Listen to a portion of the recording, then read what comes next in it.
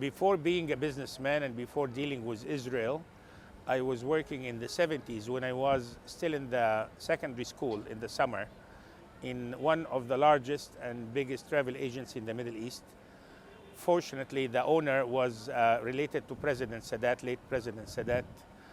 His daughter Dina was married to Gamal Anwar Sadat. So when we had the peace in 78, we were very happy about it because, you know, we figured enough war, even though I was maybe 16 years old.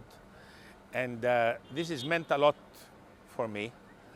I didn't understand the political size and side of it in that time, but we were happy.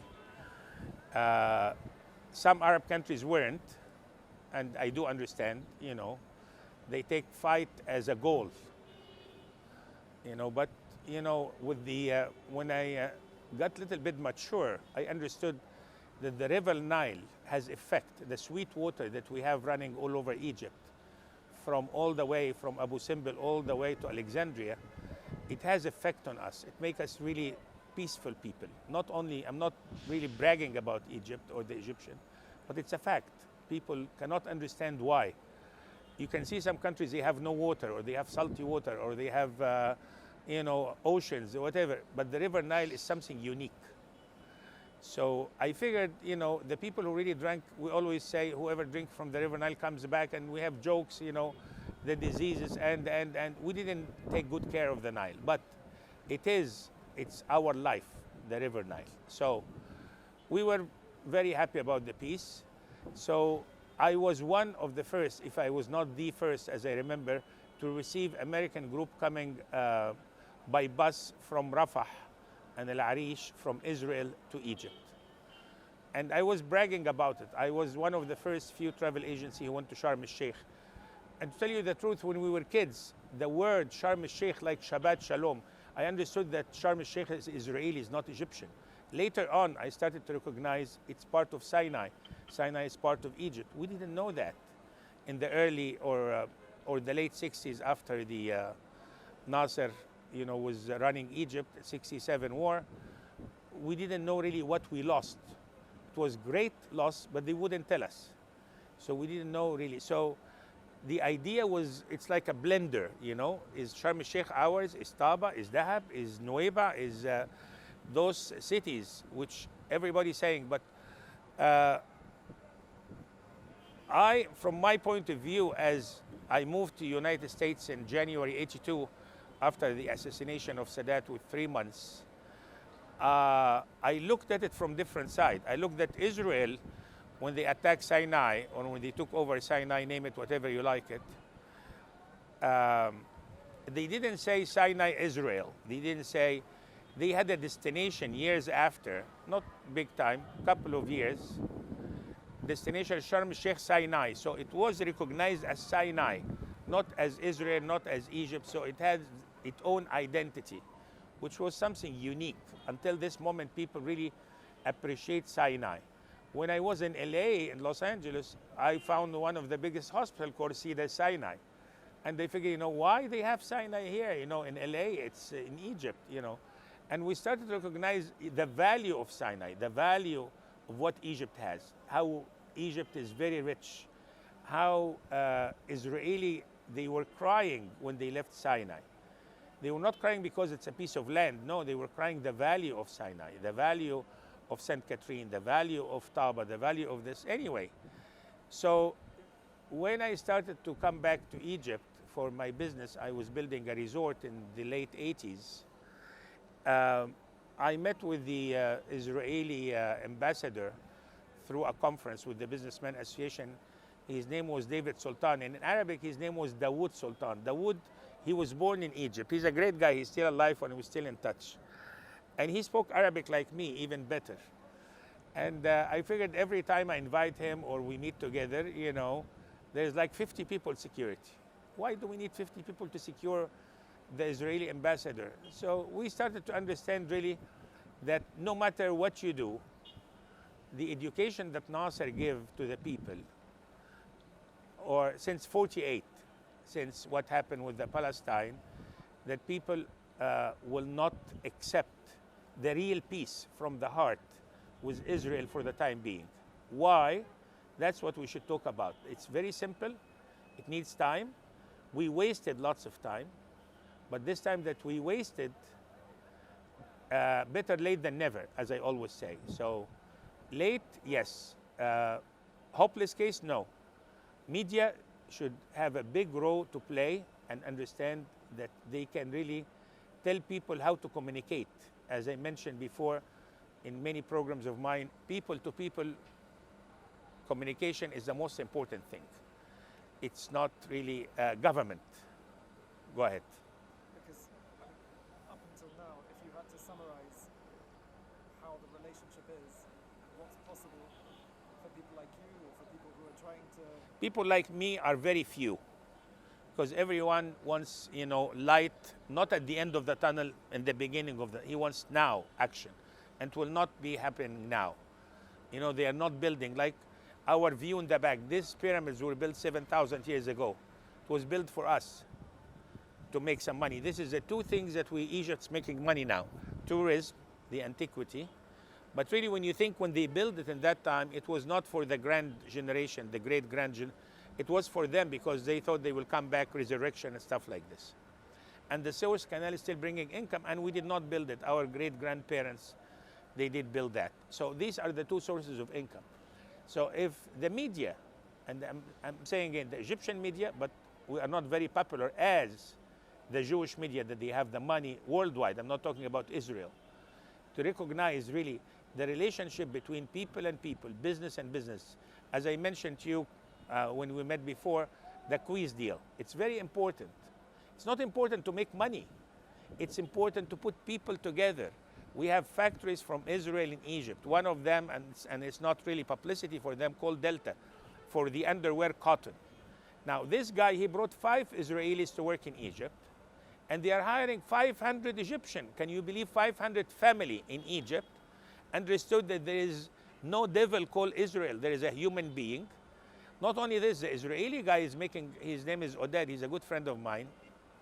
He's making money by exporting this cotton from Egypt directly to UK with the stickers. So the Egyptian pound equivalent to 1 sterling pound, which is like 20 to 25 times. Of course, he has expenses. He brings people, he brings inspectors, machines. He's paying rent, I understand, but not 25 times. So it's a win-win. That's why when I met the president of Israel 2-3 times, every time, the security one time said, "Sir, no, that's enough." I said, "Enough what? Enough what? He's here to do this job." Shimon Peres, I was talking to him in Israel and in Egypt.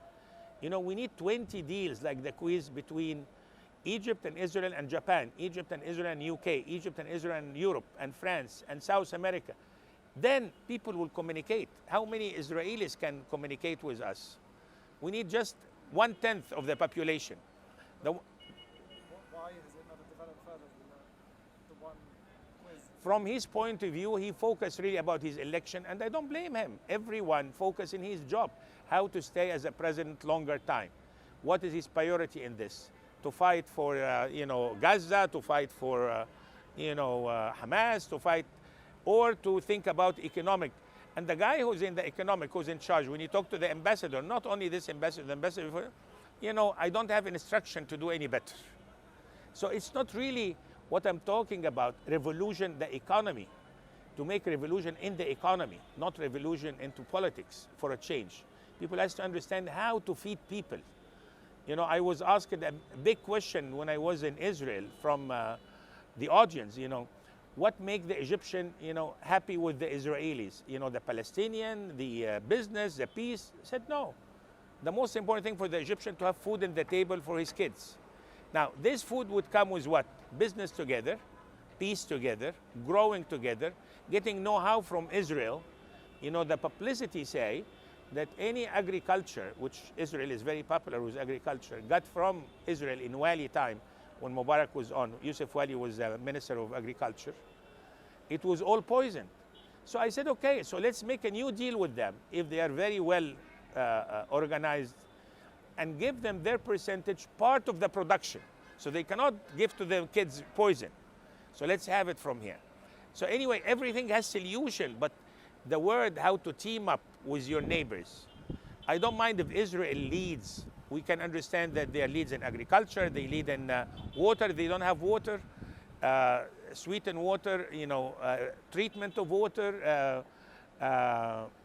satellite, and all the stuff that they have. We should team up and do this with them. The electronic car, the electronic bike, we can have very few things done in Egypt. And the gate, what Israel should understand, and the Jewish lobby, I insist, the Jewish lobby much more stronger than Israel, that Egypt is the gate of Israel to the Arab world, 300 million. It's not the gate for the 100 million who 80% of them poor. No, it's the gate of 300 million. So if we have joint venture production, and I spoke to many Israeli company, many Egyptian company, if they have a joint venture in Egypt, and nothing more than land we have, nothing more than people that we have, if we have all this teamwork working together, we have the gate not only of the Middle East, also to the Far East, and we call it East. Let's talk about the Great East in the future, that the Middle East and Far East can join venture and do, between China and Israel and Egypt, something really fantastic. But the spirit of the teamwork is not there.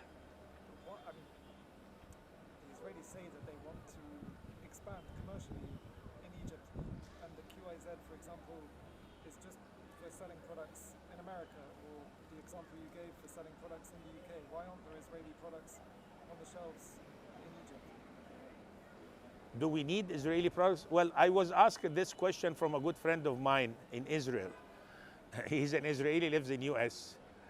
For example, and I'll give you really practical, it's a very good question.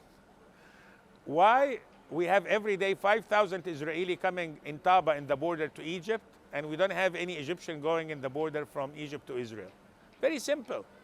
The room in Egypt in Nuweiba and Taba, it starts from $20 up to $100, and the room in Eilat or in Tel Aviv starts from $300 up to $500. Can the Egyptian afford $500? Can the Israeli afford $50? The question, answer itself.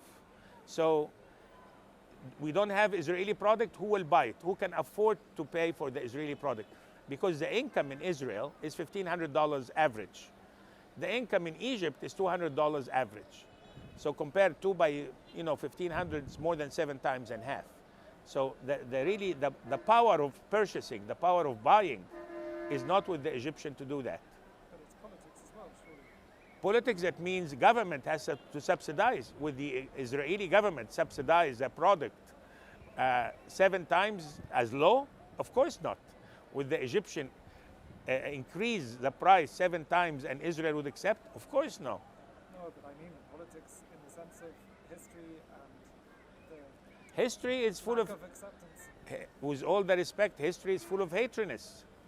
67, 73, Golda Meir said this has to be last war. Moshe Dayan, people cannot forget this. Asaf Yaguri, those are names affected the politics of Egypt lifetimes. Like Hiroshima, the Japanese will never forget the Hiroshima, but they live with it. We live with it. Do we have cold peace? No, we have frozen peace. Can we have this warm peace? Yes, we can. As I said, rich country, Jewish lobby, media can work it together, and they know how to do it, but they are bored. They are focusing how to make more money in US, focusing how to make money in Europe, focusing how to help Israel, but not really to see how Israel, and this is the most important, how Israel can live in peace. I went more than 20 times to Israel.